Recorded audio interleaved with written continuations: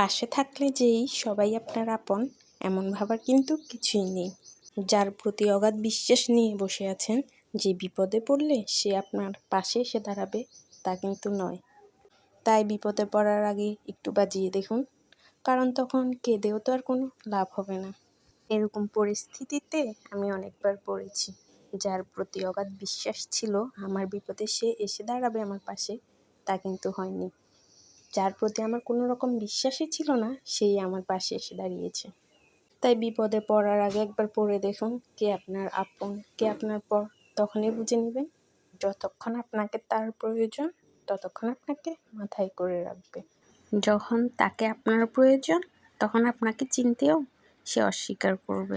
রঙিন এই পৃথিবীতে অনেক মানুষ যে মুখোশ পরে আছে, কোনটা মুখ কোনটা মুখোশ চেনা যে খুব কঠিন।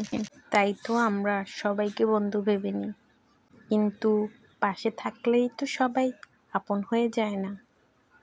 পরিস্থিতি আমাদের শিখিয়ে দেয় কে আমাদের আপন আর কে আমাদের পর। তাই আমাদের সব রকম পরিস্থিতিতে নিজেকে মানিয়ে নেওয়ার মতো প্রস্তুত থাকতে হবে।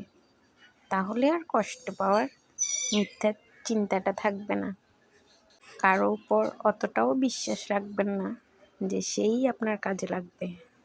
বিপদ আসলে সে আপনাকে নাও চিনতে পারে। তাই নিজের জায়গাটা নিজে ধরে রাখুন।